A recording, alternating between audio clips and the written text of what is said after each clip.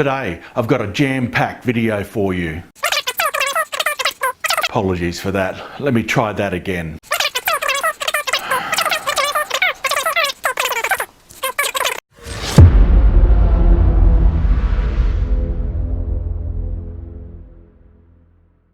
This video is going to concentrate on the track work and the wiring that's been done. That was pretty much done in this area here, and it's gone all the way around, and it's leading up to the floating helix. And I've got the track laid as far as I can at this point in time on the foundation tier.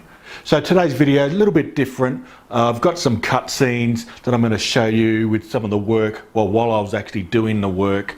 So let's quickly cross over and I'll show you some of the straight flex track work that I've done.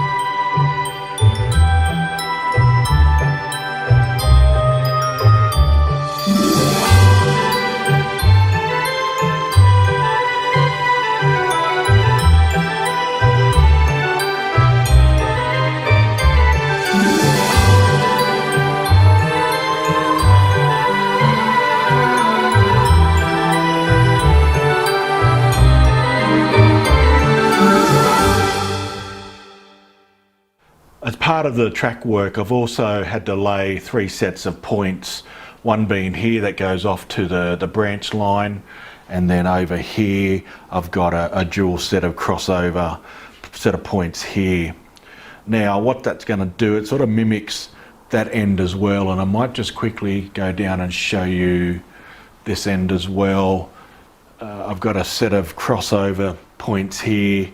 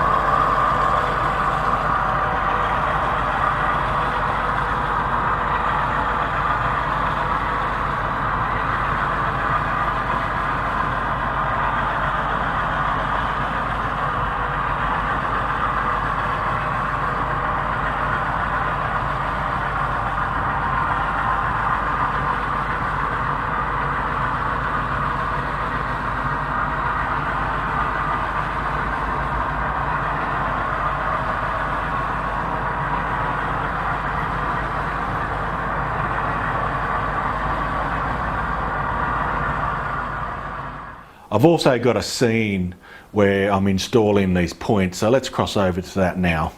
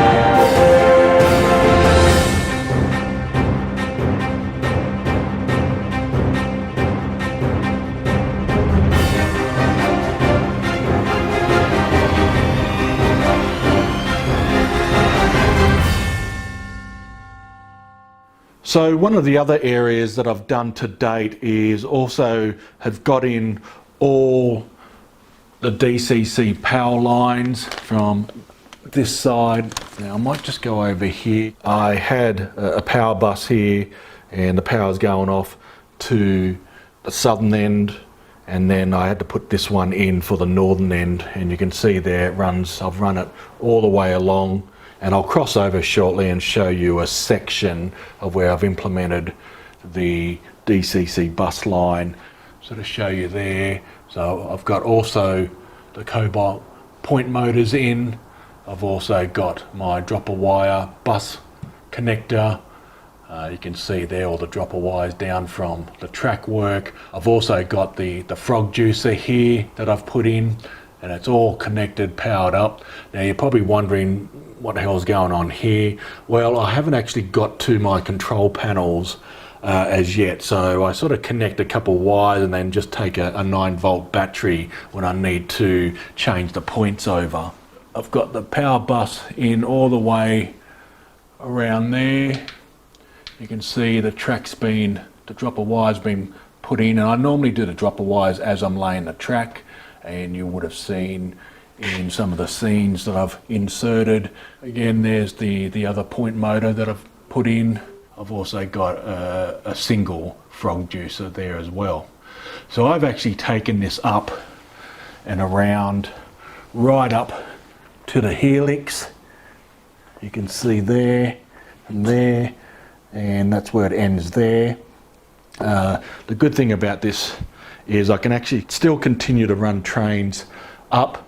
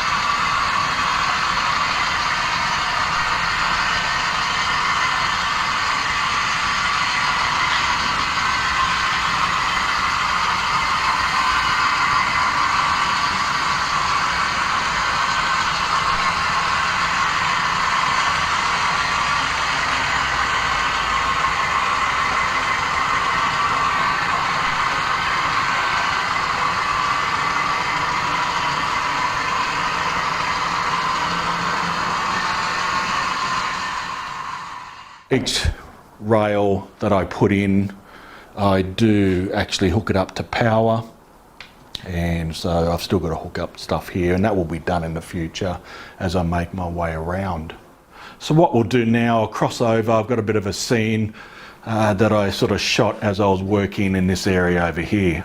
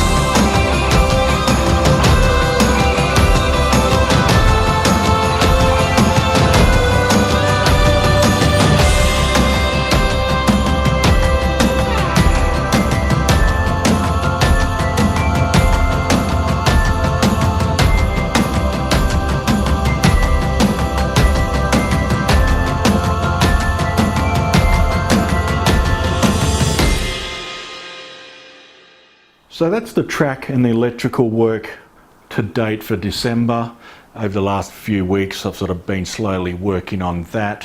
One of the benefits at the moment now is I can actually run a long train down past the station here and get some good shots. While I'll continue with the Helix that you can see in front there, I am going to do some side work and get back to the viaduct.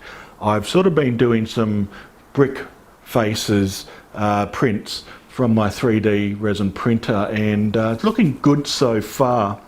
Now obviously I've tackled, or am tackling, the easier configuration with the bricks at this point in time, and as I progress that, you know, I'll get into more complex areas with the brick, especially around the arches and etc.